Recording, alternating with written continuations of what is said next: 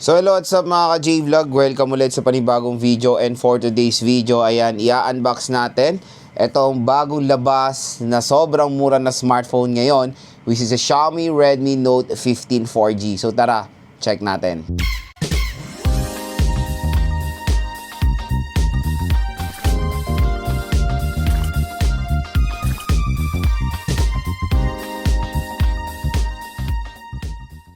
So yun mga idol, marami nag-aabang netong Xiaomi Redmi Note 15 4G sa ating unboxing video. So ayan, i-unbox na rin natin finally itong smartphone na to. So na-unbox na rin natin itong Note 15 5G. So ito namang Note 15 4G naman. So magandang balita kasi dito, mura nyo lang ito mabibili dito sa online, dito sa View Products natin. Ewan ko ba, nagtatanong pa rin yung iba kung nasaan yung link. Nandito sa buong video yan. Pag click nyo yung video nyo, may lalabas niyang product link or shopping cart dito sa baba. Dito sa tinuturo ko, nandyan lang yung link niyan. Dito sa Xiaomi Redmi Note 15 4G. And ang maganda doon, mura na nga siya. Meron pa kayong special voucher up to 1,500 pesos to 1,000 pesos. So again, depende po yan sa account nyo kung magkano yung pinaka-discount nyo. Pero ito nga, ang SRP neto is around I think 10,000 pesos or 11,000 pesos yung 8GB 128 neto. Pero nakuha ko lang to, guess what, ng 7,500 pesos. Ganon kamura lang sa online itong Note 15 4G. And meron pang kasamang smartwatch. Hanggang January 28 po yan. So again, grab nyo na yung chance nyo umorder na itong smartphone na to sa online dahil napakagandang deal ang naghihintay para sa inyo at sobrang mura. Ang laki pa ng voucher nyo or discount voucher nyo. Siyempre sa mga consumers natin, malaking tulong ang mga discount vouchers natin. 1,000, 3,000 pesos. Ang laking tulong yan sa mga consumers natin. Kaya dyan lang kayo bibili nitong Xiaomi Redmi Note 15 4G. So ang binili ko, nakakatawa, Glacier Blue. Same din dun sa Note 15 5G, Glacier Blue rin. Pero to is 8GB 128. So tara mga ka-J-Vlog, samahan nyo ko i-unbox itong Xiaomi Redmi Note 15 4G. So ito yung box ng Xiaomi Redmi Note 15 4G. So meron siyang battery na 6,000 mAh battery capacity. At yun nga, kung interested kayo bumili na itong smartphone na to, nandito yung product link niya dito sa ating video. I-click nyo na yan para makuha nyo na ng napakamura rin itong Note 15 4G. So sa gilid ng box, Note 15 with your favorite Google apps. So yung nabili natin is 8GB 128 and yung Glacier Blue po ito. Ayan siya, Redmi. So ito yung smartphone. Ayan yung specs, 6,000 mAh battery capacity, high durability display glass, IP64 water and dust resistant, 108 megapixel super clear camera, MediaTek Helio G100 Ultra, and a 6.77 inches Full HD Plus 1080p resolution.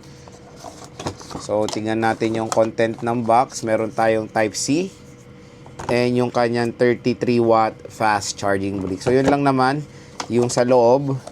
Next, dito tayo sa smartphone mismo. Yung inclusion muna.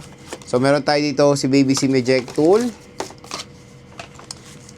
Ayan. Meron tayo ditong safety information, quick start guide and warranty card, and of course yung free na jelly case. Okay naman yung free jelly case mga idol. Solid siya. Okay. So ito na yung magiging mabenta na 4G mga ka-J-Vlog. Biruin mo 4G 7K 7 to ano lang siya 8,000 pesos online. Curved display na. Yun yung panalo doon. Ayan siya. So tanggalin nyo na to. Hindi naman kailangan to mga idol eh. Ganyan na yan. Yan. So ito na ang Xiaomi Redmi Note 15 4G. So napaganda redesign compare sa 4G version. So nandito na yung kanyang camera module sa gitna, 108 megapixel main camera, polycarbonate back, curved back cover siya mga idol. Ayan. So dual rear camera setup, flash and ano to, ewan ko kung IR blaster to. So sa right side nandito yung power button and yung volume rocker. Sa taas naman ng smartphone, speaker grills, IR blaster and microphone. Sa left side wala tayong makikita. Sa baba naman is yung SIM tray, Type-C port, microphone and yung speaker grills. And sa bibili na itong Xiaomi Redmi Note 15 is meron na siyang pre-installed na screen protector out of the box. So open na natin tong smartphone na to. Ayan, Mi powered by Android, and nilagay na natin yung free jelly case niya. So ayan, solid mga idol. Ganda. Setup ko muna to, balik ako kayo. So ayan na, open na natin ang Xiaomi Redmi Note 15 4G. Napakaganda ng display. Display pa lang panalo na AMOLED display, 3200 nits of brightness, curved display pa siya mga idol. So upgrade to sa father ko kasi father ko is Xiaomi Redmi Note 14 4G, so mag-15 4G naman siya ngayon. Ayan, napakagandang upgrade to dahil curved display na siya. Biruin mo, entry level smartphone ngayon, mga pa-curve na. About phone, meron tong MediaTek Helio G100. So out of the box, ang nakanyang storage is 29GB na agad, ang laki. So 8GB of RAM, 2.2GHz. So it's an MediaTek Helio G100. So sa display, ayan, automatic o may sunlight mode siya. Ayan, tumaas pa lalo. Refresh rate is 120Hz. So ang maganda dito, pwede nyo na i-customize yung apps na pwedeng gumamit ng 120Hz refresh rate. So sa settings, wala, natin. Hanapin natin yung settings. Settings is 120Hz na rin. So pwede nyo na i-customize yung apps. Di ba? Napaka-smooth mga idol.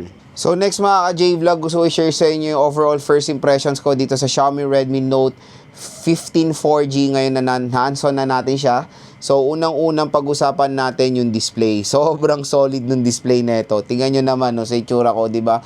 Ang taas ng nits of brightness nito, 3200 nits of brightness pa siya. 6.77 inches Full HD Plus 1080p resolution with AMOLED display. Grabe, sobrang vibrant, very sharp yung display na itong Xiaomi Redmi Note 15 4G.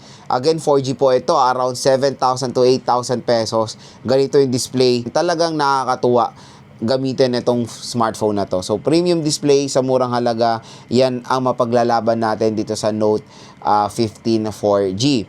Next mga ka-J-Vlog, yung kanyang processor. So again, sa processor niya, ay, sa SRP medyo awkward na 4G tapos 11,000 pesos. So again, pag nakuha nyo nga to dito sa ating product link, napakasulit pa rin naman ng G100 Ultra mga ka-J-Vlog.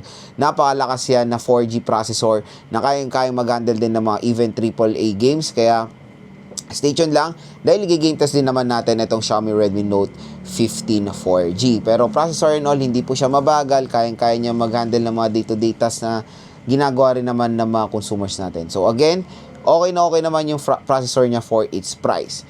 Yun nga lang, napansin natin pag mga 4G version ngayon ng Xiaomi, it's MediaTek, and 5G version ng Xiaomi is Snapdragon po. Next mga ka-J-Vlog, yung camera. So sa camera, ito talagang hataw sa last year na Note 14. Yung 108 megapixel camera netong smartphone na to. Nakakalungkot lang, its depth sensor compared doon sa 5G version is ultra wide camera. Yun yung napakagandang addition doon sa 5G version ng Xiaomi, is ultra wide camera po siya. So dito is depth sensor na very useless, pero 108 megapixel is same din naman sa predecessor niya na 108 megapixel. Kaya saan nyo, when it comes sa photo quality neto, makakapag-provide to ng outstanding photo samples kumbaga. Next mga ka-J-Vlog, yung design niya and ergonomics, nakakatuwa. Biruin mo 6,000 mAh to. Pero sa feel, sa weight niya, hindi mo feel na 6K to. Sobrang gaan nito mga ka-J-Vlog, very comfortable tong hawakan. Ang nipis niya for 6,000 mAh battery capacity na smartphone. Yun yung nagpapaganda sa ergonomics nitong Xiaomi Redmi Note 15 4G. Ayan napakanipis. Ang laki ng battery, fast charging pa siya na 33 watts, napagandang set yan dito sa smartphone na to. Next mga ka-J-Vlog, yung kanya, of course, yun nga, in-display fingerprint scanner pa siya, dual stereo speakers. Ang maganda pa sa speaker neto is yung kanyang volume is up to 300% volume. Bass quality is good. Malakas na kay speaker, dinagdagan pa or binus pa nila ng up to 300%, di ba? Napakalupit. When it comes sa IP rating niya, lamang lang ng konti IP rating ng 5G dahil IP66 yun. Ito is IP64 water and dust resistant. So pwede siyang gamitin as a navigating tool sa motor niyo. For example, umulan, no worries, hindi po siya masira dahil may protection siya sa tubig about sa mga ganyang scenario. Pero hindi po ito pwedeng masubmerge sa water dahil ibang IP rating po yun, need ng mas mataas, 67, 68, and 69. Ito is water resistant siya ng mga splash sa mga splash ng water jet, kumbaga yung water pressure, and of course, pag naspilan siya ng tubig, may mga protection itong Xiaomi Redmi Note 15 4G. So again mga ka-J-Vlog, for the RAM, ang dami yung option dito. Meron tayong 6GB 128, 8GB 128, and I think 256 meron din ito. Sa SRP niya medyo overpriced, pero sa online, again, official store po ito ng Xiaomi sa online. Kaya huwag kayong mangamba, sa mismong Xiaomi kayo bibili nito, kasi nilagay ko lang yung link dito para magkaroon pa kayo ng additional discount upon na checkout. So abangan nyo na lang po yung full review, game test, and unboxing natin dito sa Xiaomi Redmi Note 15 4G. Napaka-solid, napakagandang smartphone ngayong 2026, at paniguradong marami itong tatalunin na smartphone ngayong 2026. OS is Android 15 with HyperOS 2. Pero syempre, since ganun din naman ang nangyari sa Note 14 last year, naka-Android 14 siya with HyperOS 1, na-update siya sa 15, and na-update din siya sa 16 ngayon. So again, ito ay ma-update sa Android 16 Matic, at matagal po ito masosupport ng OS update. Ganyan ang Xiaomi. Kumbaga, when it comes sa mga older smartphone nila, na-update po yan sa mga latest OS. So again, kung interested kayo dito, isang napakamura, napakagandang smartphone na 4G version, click nyo na tong view products natin. Bagsak presyo lang. Itong Xiaomi Redmi Note 15 4G.